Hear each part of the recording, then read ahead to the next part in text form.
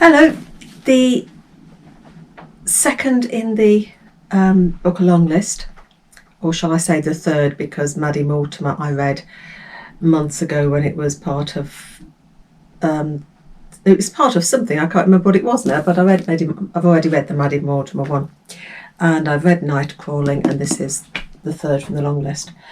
And this one, it's described as a novel of mind-bending brilliance, and it plays about with form.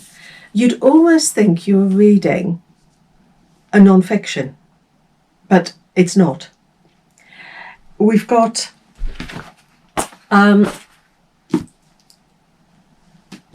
biography of A. Collins Braithwaite, a 1960s psychotherapist, an enfant terrible of the time.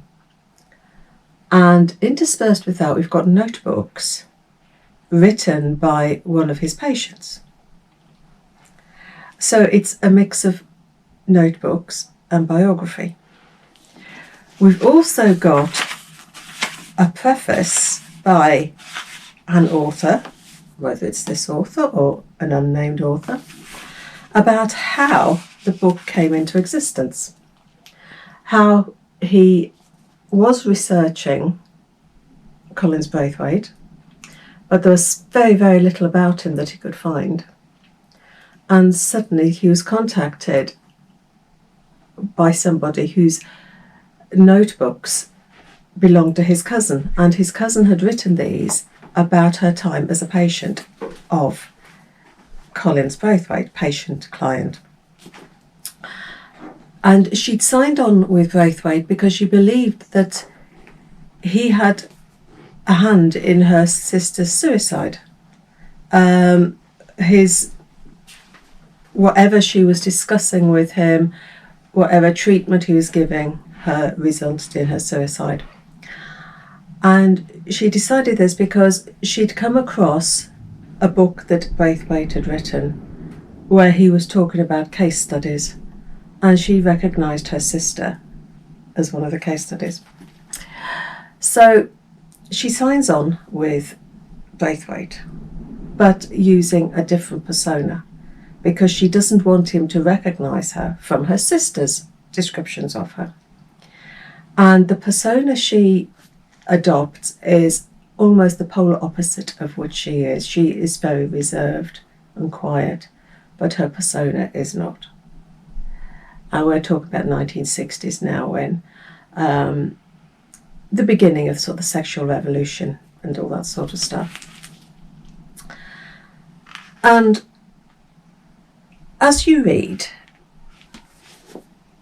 alongside the biography of Braithwaite and her notebooks, identity, mental health, everything is fudged, and you are left wondering who's the fake, who's the true, what's true, what's fake.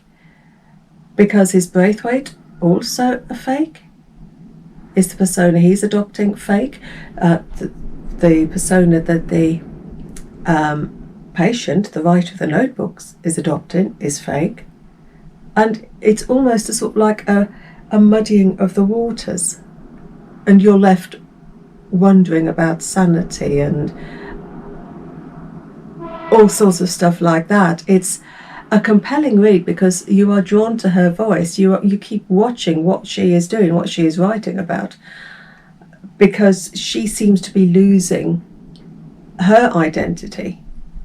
And you've got Braithwaite as well, as his biography is being told. And you sort of see different sides of him as well. A totally fascinating book. And at several times you stop and think, well, hang on, are these people real or not?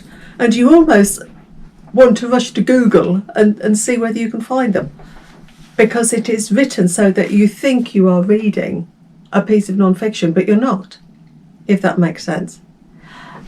A very engrossing book. As I said, the preface by this author describes how the notebooks came into his possession. And he ends with a postscript where he talks about all the letters he received after the book was published, telling him that things he described were wrong, that the places he was describing didn't exist then, you know, that sort of thing. And the ending of his postscript ties everything up quite neatly.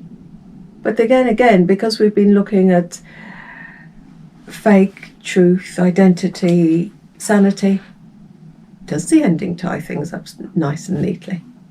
It's a compelling book, it really is. So, case study by Graeme Macrae Burnett. That's number 3 off the long list. I'm now reading The Colony, and I will catch you next time. So happy reading. Take care. Bye.